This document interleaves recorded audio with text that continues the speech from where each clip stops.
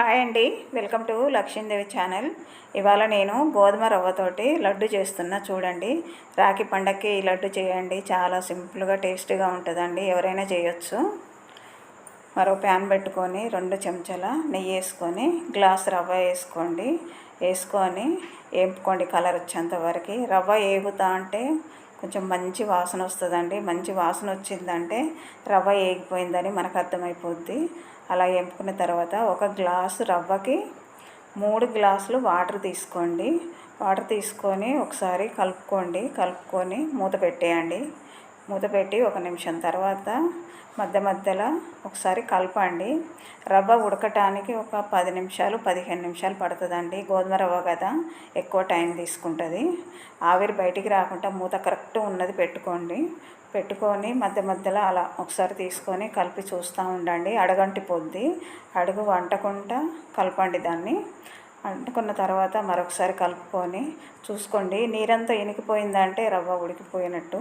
ఇలా తీసి ఒకసారి చేతితోటి నలిపి చూడండి. రవ్వ మెత్తగా అయిందంటే మనకు రవ్వ ఉడికిపోయినట్టు అర్థం అండి.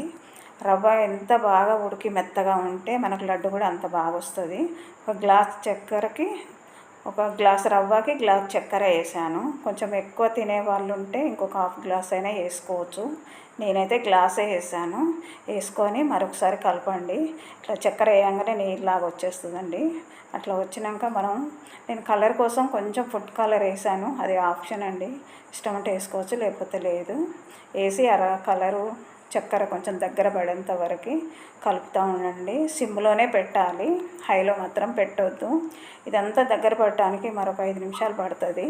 దగ్గరుండే కలుపుకోవాలి. చక్కెర వేసినామంటే మనం పక్కకి వెళ్ళొద్దు. కలుపుకుంటూ మధ్యలో ఒక చెంచాడు నెయ్యి వేసుకుంటా కలుపుకోండి. నేను కొంచెం నెయ్యి ఎక్కువే వాడానండి. ఇందులో ఇష్టం లేని వాళ్ళు ఇంకొంచెం తక్కువైనా వేసుకోవచ్చు. టేస్ట్ కోసం హాఫ్ చెంచా ఇలాచి పొడి మెత్తగా కొట్టి వేసి మరొకసారి మొత్తం కలిసిపోయేటట్టు కలుపుకోండి. ఇట్లా కలుపుతా అంటే మనకు అర్థమైపోద్ది. కళాయికి అంటకుండా దగ్గరకు వచ్చేస్తూ ఉంటుంది. వచ్చిందంటే మనకు లడ్డు తయారైనట్టే. చివరిగా నేను మళ్ళీ ఒక హాఫ్ చెంచా నెయ్యి వేసి కలుపుకొని పక్కకు పెట్టుకున్నాం. చల్లారేంత వరకు పక్కకు పెట్టుకోండి. కొంచెం గోరువెచ్చగా ఉండగానే లడ్డు కట్టాలి. అందులో మనం జీడిపప్పు, బాదం పప్పు అంటే పుచ్చకాయ గింజలు వేసుకోండి, లేకపోతే లేదండి. అన్నీ మొత్తం ఇట్లా లడ్డూలాగా చేసుకొని పెట్టుకోండి. రాఖీ పండగలకి ఇలా లడ్డు చేసుకుని ఎవరైనా చేయొచ్చండి. సింపుల్గా వచ్చేస్తుంది. పిల్లలకు కూడా గోధుమ రవ్వ ఉప్మా పెడతాం కదండి, ఇది లడ్డు చేసి పెట్టండి. చాలా ఇష్టంగా తింటారు పిల్లలైతే. గోధుమ రవ్వ పిల్లలకు ఒంటికి కూడా మంచిదండి.